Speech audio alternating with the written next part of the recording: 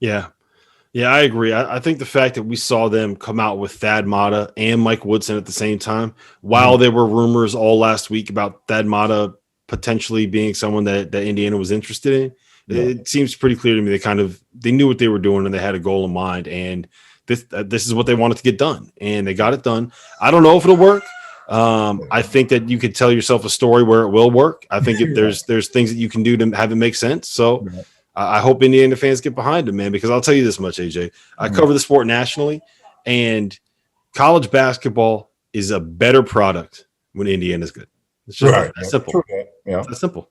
We learned that this year, Indiana, Duke, Kentucky, like Mhm. it's just different, like at the end of the day. And that's what the people are clamoring for. They're trying to get back. Oh, we need that right now. I was like, hey, we hit a rough patch. It is what it is. And now it's an opportunity to right that ship. And let's get behind him. If if it don't work with him, let's get behind the next guy. Let's see what happens. And I'm just ecstatic that those guys got an opportunity to sell their vision, and they were listened to, and luckily they pick one of our guys. So I'm excited. And I think Hoosier Nation should be excited, Rob. So I got one last thing for you, Mhm. AJ. Yeah. Who do you want to see? Well, maybe I don't want to put you on the spot and make you say specific names, but what kind of how do you want to see the staff built? Like how many former players? How many guys do you want that are kind of basketball X's and O's minds? How many guys do you want that can go out and get players? Like how do you want to see this staff developed and built out? What I want to see is an experienced recruiter. That's number one. To somebody that that understands the whole landscape of recruiting, what needs to be done in that area. IU guy or not, I don't I really care. I do hope that there's an IU guy that can sit next to Coach Woody, and just be that rock. You know what I mean? Be that player liaison when it comes to just reestablishing the culture and what the expectations are off the court and on the court. And in the classroom as well. So I mean, I'm like, I would love to see Dane Fife switch colors. You know what I mean? I would love to see Mike Lewis switch colors. I would love to see Calvert take the drive down south, back down to Bloomington, and support Mike Woodson. Who knows? Mike Woodson's an older coach. You never know what could happen. You got guys. I think I talking to someone about this earlier. Like this is an opportunity to reestablish an IU coaching tree that was never established. If there's ever an opportunity, that time is now. And there are a lot of guys available to do that. But it doesn't have to be all IU guys. I think having one IU guy, two IU guys is enough. But also just having someone on that bench who can relate to the players, who can relate to the alumni, who can talk to those guys and help them understand what Coach Woody wants at that level, because he's going to bring a whole different type of basketball teaching to college basketball, and then until his adjustment is made. So I like those names I mentioned. The guys, hope they're considering coming back and helping out. I hope he's considering them. I don't have any insight on that, but it just makes for an even better story when it all manifests itself.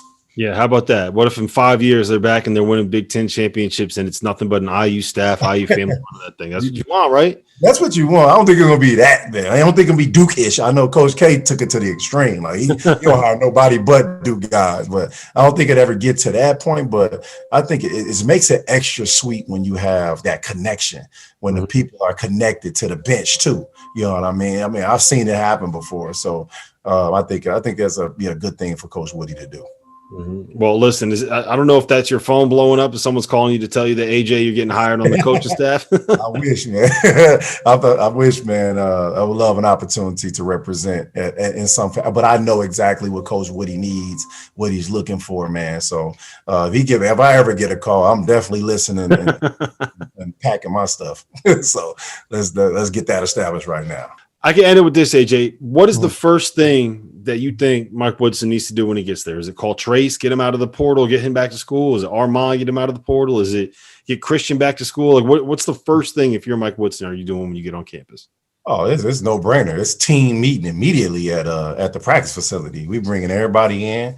We're gauging where everybody, what all the guys feel, and then when those guys are done with that team meeting, establishing what Coach Woodson wants, what he thinks he needs in XYZ, it's individual meetings. We're starting with Christian Lander.